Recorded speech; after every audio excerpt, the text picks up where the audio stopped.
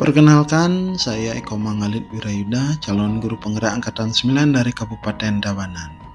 Kali ini saya akan mengulas koneksi antar materi pada modul 2.1.A.8.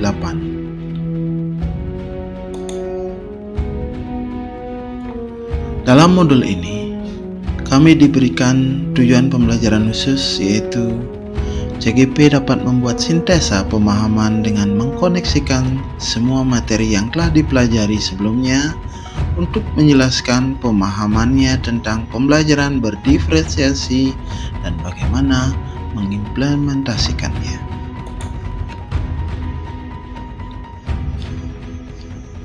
Pembahasan ini kita akan mulai dari pertanyaan pemantik. Yang pertama adalah, apakah saya mengubah pemikiran saya sebagai akibat dari apa yang telah saya pelajari? Pemikiran saya dalam proses pembelajaran sebelum mempelajari modul 2.1 ini memang belum berfokus pada pembelajaran yang memperhatikan minat bakat dari murid. Sebelumnya dalam proses pembelajaran di kelas hanya terpaku pada pemenuhan kebutuhan murid untuk mendapatkan ilmu pengetahuan yang sesuai dengan kurikulum di sekolah. Setelah mendapatkan pemahaman terkait dengan pembelajaran yang berpihak pada murid, yaitu pembelajaran berdiferensiasi, saya semakin termotivasi untuk memberikan proses pembelajaran dengan berbagai metode agar murid bisa belajar dengan nyaman dan konsep tersampaikan dengan maksimal. Oleh karena itu, saya mengubah pemikiran untuk pembelajaran yang bukan hanya melihat kebutuhan murid, tetapi juga lebih melihat pada minat dan kemampuan murid di kelas. Walau hal ini tidak mudah dan saat ini kami di sekolah sedang berproses menuju perubahan yang lebih baik. Pertanyaan pemantik yang kedua adalah, bagaimana perubahan pemikiran tersebut berkontribusi terhadap pemahaman saya tentang implementasi pembelajaran berdiferensiasi? Perubahan pemikiran tersebut sangat kuat memotivasi diri saya dalam mengimplementasikan pembelajaran berdiferensiasi di kelas. Hal ini dikarenakan perubahan baik yang saya coba di awal pembelajaran dengan metode yang sangat sederhana, diawali dengan asesmen diagnostik, ternyata memberikan hal positif yang luar biasa dalam pandangan maupun pemahaman saya terhadap proses pembelajaran seutuhnya.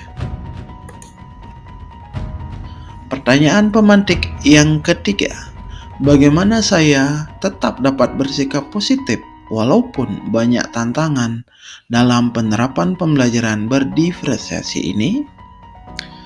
Banyak tantangan dan hambatan yang akan kita temui. Penerapan yang sudah saya lakukan secara sederhana memang membutuhkan perhatian dan tindak lanjut yang tidak mudah.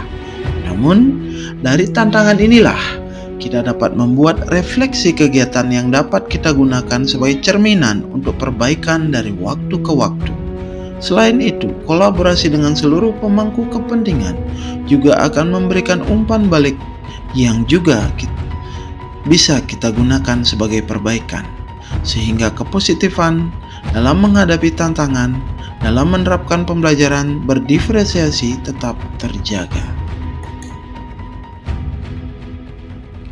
Kemudian di bagian berikutnya kami diminta untuk membuat simpulan mengenai isi dari modul 2.1, yaitu pembelajaran berdiferensiasi.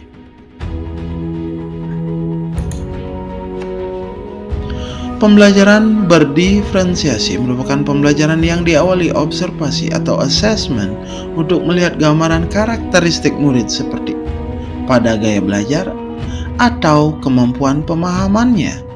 Jadi, pembelajaran berdiferensiasi adalah pembelajaran yang memperhatikan kebutuhan murid dengan melihat aspek kesiapan belajar, minat belajar, dan profil belajar murid. Kebutuhan belajar murid tidak sama, sehingga guru sebagai fasilitator harus dapat memahami dengan berbagai cara agar kebutuhan belajar murid yang beragam dapat dipenuhi, antara lain melalui pembelajaran berdiferensiasi, sehingga hasil yang dicapai dapat optimal.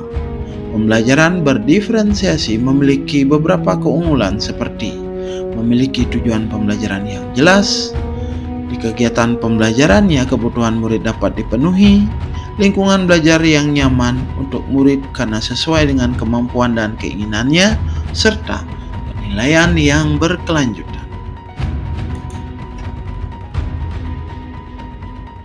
Berikutnya, kaitan antara materi dalam modul 2.1 dengan modul lain di program pendidikan guru penggerak, antara lain pendidikan yang ditekankan dengan filosofi Ki Hajar Dewantara, yaitu pendidikan yang berpihak pada murid, dan pada pembelajaran berdiferensiasi mengakomodir hal tersebut dengan memperhatikan kebutuhan murid.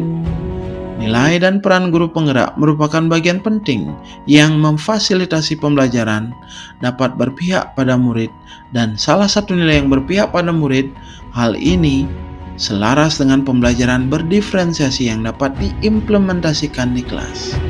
Visi guru penggerak memberikan ruang kepada murid untuk dapat mengoptimalkan potensi dari minat dan bakatnya, sehingga murid dapat kuat dan mandiri. Salah satu metode yang digunakan yaitu pembelajaran berdiferensiasi. Budaya positif yang dikembangkan di sekolah memiliki tujuan pembentukan karakter baik pada murid. Hal ini mempengaruhi oleh pembelajaran yang nyaman dan berpihak pada murid dengan memperhatikan kebutuhan belajarnya. Pada pembelajaran berdiferensiasi melalui konten, proses maupun produknya dapat mengoptimalkan hal tersebut. Pembelajaran berdiferensiasi memang penuh tantangan dan tenaga lebih bagi kita sebagai pendidik. Tetapi dengan selalu melangkahkan kaki bersama dan melihat kebahagiaan serta impian murid yang begitu besar, maka tantangan ini saya yakin dapat kita lewati. Demikian bahasan saya pada modul 2.1 koneksi antar materi pembelajaran berdiferensiasi. Semoga dapat menginspirasi. Salam dan bahagia.